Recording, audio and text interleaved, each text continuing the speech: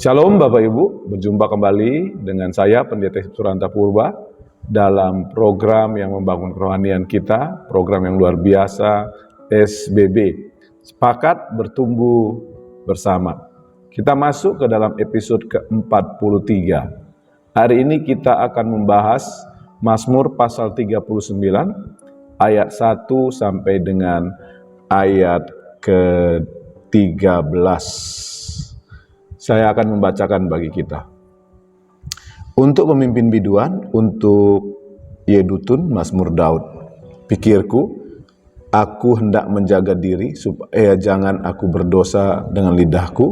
Aku menahan mulutku dengan kekang selama orang fasik masih ada di depanku. Aku keluh, aku diam, aku membisu, aku jauh dari hal yang baik. Tetapi penderitaanku makin berat. Hatiku bergejolak dalam diriku, menyala seperti api ketika aku berkeluh kesah, aku berbicara dengan lidahku, ya Tuhan, beritahukanlah kepadaku ajalku dan apa batas umurku, supaya aku mengetahui betapa fananya aku. Sungguh, hanya beberapa telembab saja kau tentukan umurku. Bagimu hidupku seperti sesuatu yang hampa. Ya, setiap manusia hanyalah kesia-siaan, Selah.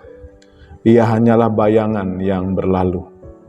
Ia hanya mempeributkan yang sia-sia dan menimbun, tetapi tidak tahu siapa yang meraupnya nanti. Dan sekarang, apakah yang hendak ku nanti-nantikan ya Tuhan? Kepadamulah aku berharap. Lepaskanlah aku dari segala pelanggaranku. Jangan jadikan aku celaan orang bebal. Aku keluh, tidak kubuka mulutku, sebab Engkau sendirilah yang bertindak. Hindarkanlah aku daripada pukulan-Mu. Aku remuk karena serangan tangan-Mu. Engkau menghajar seseorang dengan hukuman karena kesalahannya, dan menghancurkan keelokannya sama seperti gegat. Sesungguhnya setiap manusia adalah kesia-siaan belaka. Selah. Dengarkanlah doaku, ya Tuhan, dan berilah telinga kepada teriakku minta tolong. Janganlah berdiam diri melihat air mataku, sebab aku menumpang padamu. Aku pendatang seperti semua nenek moyangku.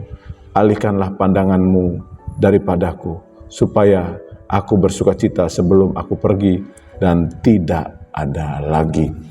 Bapak Ibu Saudara, tema firman Tuhan dari Mazmur 39 ini adalah curhat.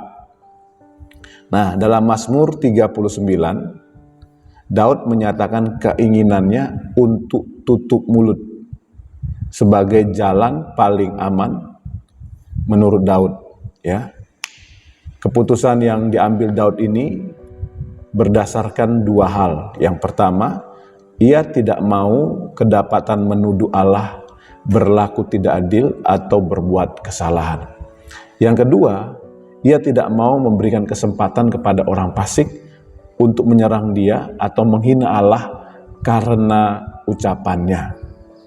Nah, tetapi kalau kita melihat di dalam ayat yang kedua, ya, Daud berkata, aku keluh, aku diam, aku membisu, aku jauh dari hal yang baik, tetapi penderitaanku makin berat. Nah, dari ayat yang kedua ini ternyata di sini kita melihat keputusan yang diambil Daud untuk tutup mulut, ya, justru memperberat penderitaannya. Dia berkata, tetapi penderitaanku makin berat. Nah, akhirnya saya lihat dalam tulisannya Daud ini, Daud itu menyadari bahwa menutup mulut itu bukan saja tidak tepat, tetapi tidak sehat. Sehingga Daud mengambil sebuah keputusan. Keputusannya adalah dia datang kepada Tuhan, atau yang kita kenal dengan doa, ya. Nah, disitulah Daud curhat. Dia curhat apa yang dia rasakan. Dia curhat apa yang dia alami.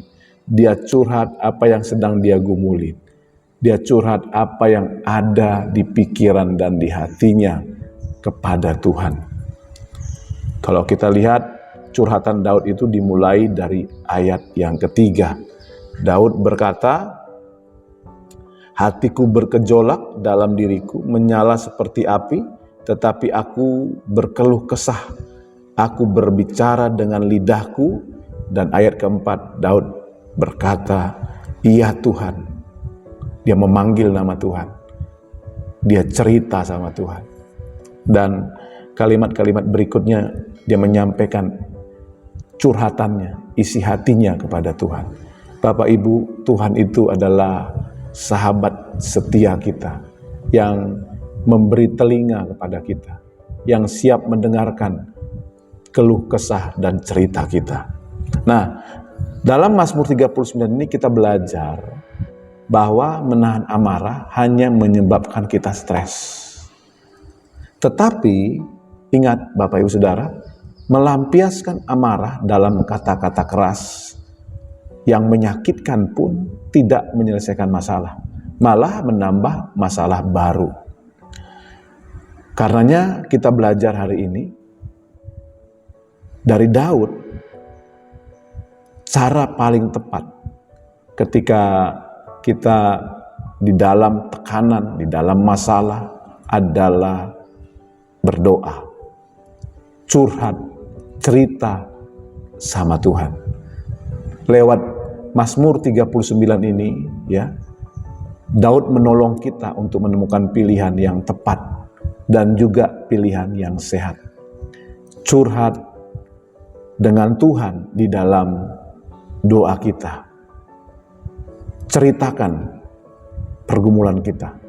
Ceritakan hal-hal yang menjadi keluh kesah kita kepada Tuhan. Ya, ceritakan hal-hal yang menyakitkan kita kepada Tuhan. Ceritakan mungkin keputusasaan kita kepada Tuhan. Berbicara kepada Tuhan. Yang jadi masalahnya sekarang Bapak Ibu, sebuah pertanyaan yang kita perlu renungkan bersama-sama, kapan terakhir kali kita membicarakan persoalan kita, membicarakan masalah kita, membicarakan isi hati kita kepada Tuhan. Saya tutup dengan ayat 12, dikatakan oleh Daud, dengarkanlah doaku ya Tuhan, dan berilah telinga kepada teriakku minta tolong.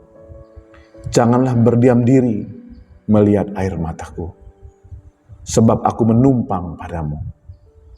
Aku pendatang seperti semua nenek moyangku.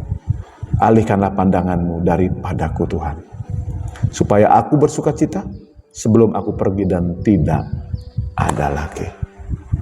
Saya berdoa kebenaran firman Tuhan ini boleh memberkati kita.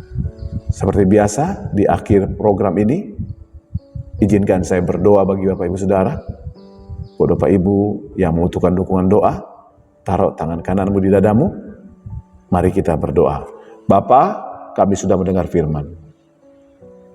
Cara yang paling tepat untuk kami dalam pergumulan adalah menceritakannya kepada Tuhan, curhat kepada Tuhan, sumber pertolongan, dan yang memberikan telinganya kepada kami. Bapa, terima kasih buat firman. Hamba doa buat umat-Mu yang menaruh tangan kanan di dada mereka. Kalau mereka sakit, Tuhan sembuhkan. Kalau mereka lemah, Tuhan kuatkan. Kalau mereka susah, Tuhan hiburkan. Kalau mereka membutuhkan pekerjaan, Tuhan bukakan pekerjaan buat mereka. Kalau mereka ya Tuhan dalam kegagalan, dalam keputusasaan, Tuhan berikan mereka pengharapan yang baru. Bangkitkan iman mereka Tuhan. Dalam nama Yesus, bahkan yang berdosa Tuhan lepaskan dan ampuni. Dalam nama Yesus, terpujilah nama Tuhan. Kami sudah berdoa. Haleluya. Amin. Bapak Ibu Saudara, kita sudah berdoa. Percaya kuasa doa, alami kebaikan Tuhan setiap hari. Dan mujizat dan mujizat yang datang dari Tuhan menjadi bagian kita setiap hari. Tetap semangat, tetap sukacita. Salam sepakat.